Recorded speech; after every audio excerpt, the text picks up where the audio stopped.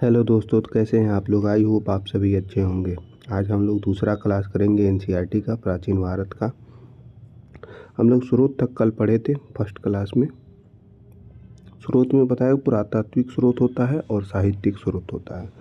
पुरातात्विक स्रोत में सामग्री अवशेष, मिट्टी के बर्तनों, सिक्के और शिलालेख आते हैं। साहित्यिक स्रोत में धार्मिक ग्रंथ आते हैं। धार्मिक ग्रंथ में हो गया ब्राह्मण साहित्य। उसके बाद हो जाता है आपका जैन साहित्य, बौद्ध साहित्य। और उसके बाद धर्मनिरपेक्ष में आ जाता है कौटिल्य का अर्थशास्त्र मान लेते हैं, और सोमदेव का कथा सरित सागर। और विदेशी खाते में विदेशियों के द्वारा दिए गए जो हैं वो आते हैं। तो हमने देखा था शिलालेख गुफाओं के पत्थर, स्तंभों या दीवारों पर उकेरे जाते थे। शिलालेख गुफाओं के पत्थरों, स्तंभों या दीवारों पर उकेरे जाते थे। वहीं अभिलेख प्रस्तर धातु या किसी अन्य कठोर अस्थायी पदार्थ पर लिखे जाते थे। अब जानते हैं पुरातात्विक स्रोत क्या होता है।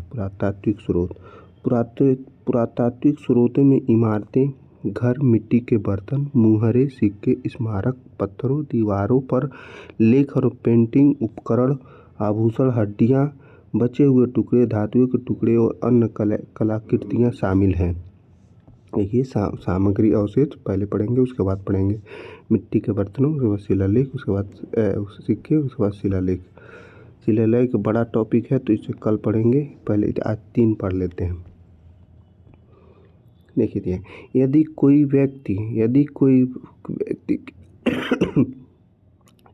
यदि कोई व्यक्ति किसी समय बिंदु का विवरण स्नैपशॉट चाहता है तो वह संभवतः क्षैतिज खुदाई करेगा।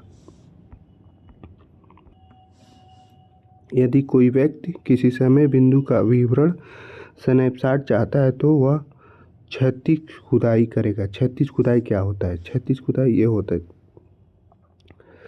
क्षैतिज खुदाई मान ले घर का नींव पड़ता है तो चारों तरफ एक लंबे क्षेत्र आकार बनाकर पड़ता है ना, तो वही क्षैतिज हो गया। क्षैतिज भी किसी विशेष काल के अध्ययन के लिए किया जाता है। इसमें भी कई कठिनाइयाँ आती हैं। अगर क्षैतिज खुदाई होता है तो प्रवासन का वो खतरा बना रहता है, लोग को इधर से उधर करना पड़ता है। उसके बाद अगला देखते हैं, यदि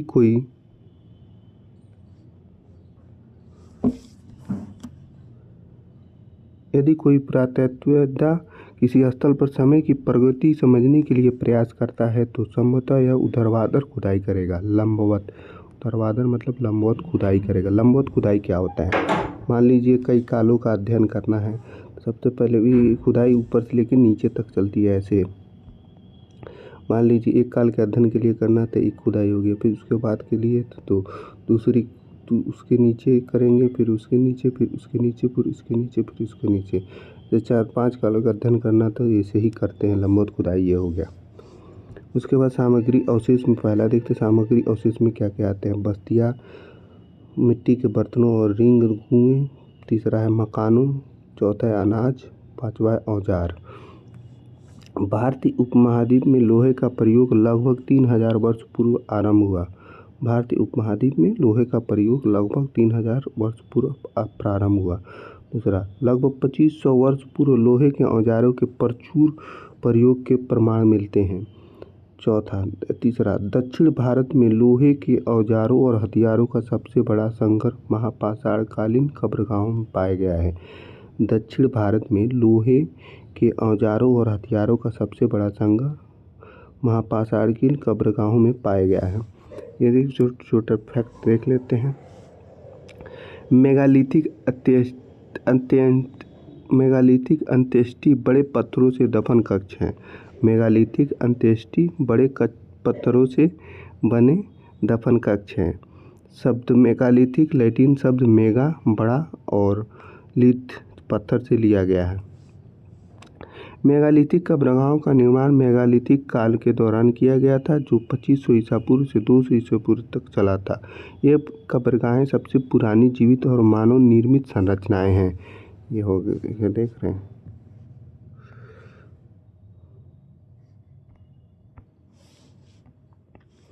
उसके बाद है रिंगवेल।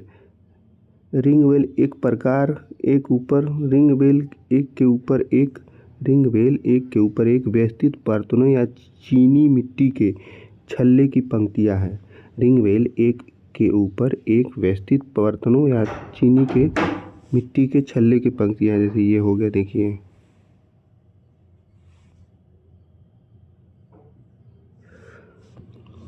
ऐसा प्रतीत होता है कि इसका उपयोग शौचालय के रूप में, नालियों और कूड़े के ढेर के रूप में किया जाता रहा है।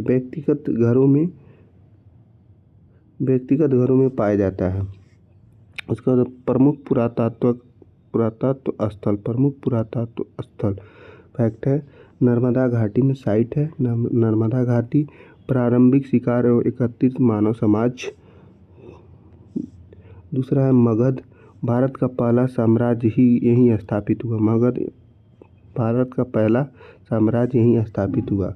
उत्तर पश्चिम में सुलेमान और किर्थर पहाड़ियाँ। लगभग 8000 साल पहले गेहूँ और जौ जैसी पहली फसलें यहीं उगाई जाने लगी। इसको नोट्स कर लीजिएगा, ये पीटी के लिए इम्पोर्टेंट है। उत्तर पश्चिम में सुलेमान और किर्थर पहाड़ियाँ। लगभग 8000 साल पहले गेहूँ और जौ जैसी पहली फसलें यहीं उगाई जाने लगी। सिंधु और उसकी सहायक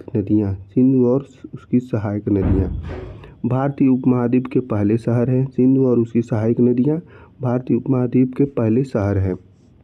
गंगा घाटी, नगरों का विकास लगभग 2500 ईसा पूर्व हुआ। नगरों का विकास लगभग 2500 ईसा पूर्व हुआ। पहली नगरीय सभ्यता सिंधु घाटी सभ्यता सिंधु नदी के किनारे हुई थी, जबकि दूसरी नगरीय सभ्यता गंगा घाटी के किनारे हुई थी, गंगा नदी के किनारे हुई थी, गंगा घाटी में।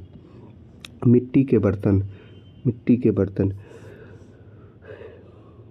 मेहरगढ़ के प्रारंभिक गांवों में मिट्टी के बर्तनों की खोज की गई। मेहरगढ़ के प्रारंभिक गांवों में मिट्टी के बर्तनों की खोज की गई है। नवपाषाण युग 10,000 ईसा पूर्व, हाथ से बने मिट्टी के बर्तन। नवपाषाण युग में 10,000 ईसा पूर्व हाथ से बने मिट्टी के बर्तन। सिंधु घाटी सभ्यता, गेरू रंग के मिट्टी के बर्तन, काले भूरे जले हुए बर्तन, काले पर लाल बर्तन। वैदिक युग, चित्रित धूसर मृदभांड। वैदिक युग में चित्रित धूसर मृदभांड। मौर्य काल में उत्तरी काले पालिश वाले बर्तन लोकप्रिय थे। मिट्टी के बर्तनों के पहिए का व्यापक रूप से उपयोग किया जाने मिट्टी के बर्तनों के पहिए का व्यापक रूप से उपयोग किया जाने लगा। ये सब देखिए हैं हड़प्पा सभ्यता के मिट्टी के बर्तन। वैदिक सभ्यता के मिट्टी के बर्तन हैं, और ये हैं मौर्यकालीन मिट्टी के बर्तन हैं। बताते हैं सिक्के पे सबसे पुराने सिक्के जिन्हें पंचमार्क कहा जाता है। बड़े पैमाने पर चांदी के बने होते थे।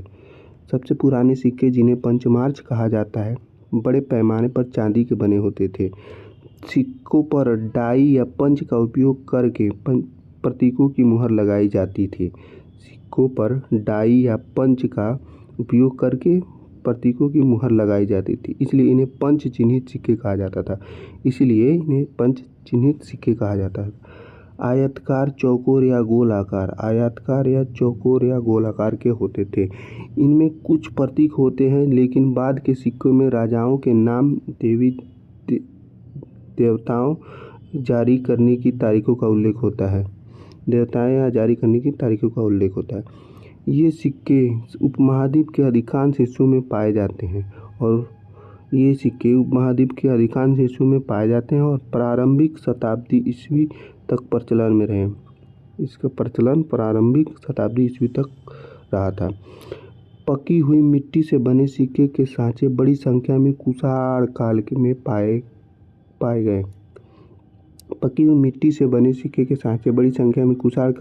गए। हैं। गुप्तोत्तर काल में ऐसे सांचे लुप्त हो गए हैं। पकी हुई मिट्टी से बने सिक्के के सांचे बड़ी संख्या में कुषाण काल के पाए गए हैं। गुप्तोत्तर काल में गुप्तोत्तर काल में ऐसे सांचे लुप्त हो गए हैं। ये सब देखिए तो अच्छा।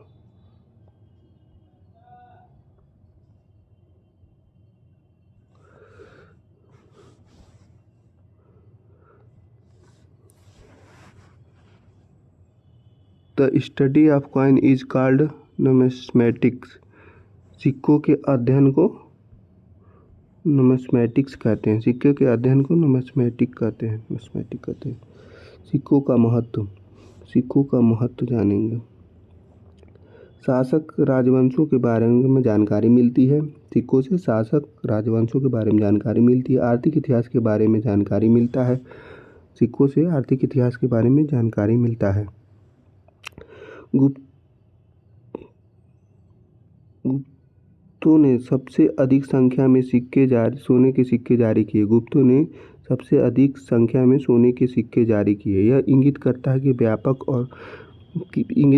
व्यापार और वाणिज्य विशेष रूप से मौर्योत्तर काल और गुप्त में फला फूला।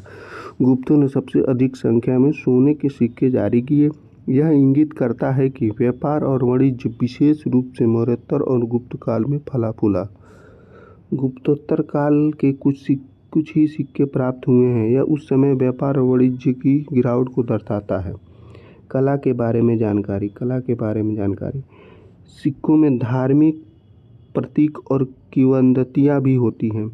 सिक्कों में धार्मिक प्रतीक और किंवदंतियाँ।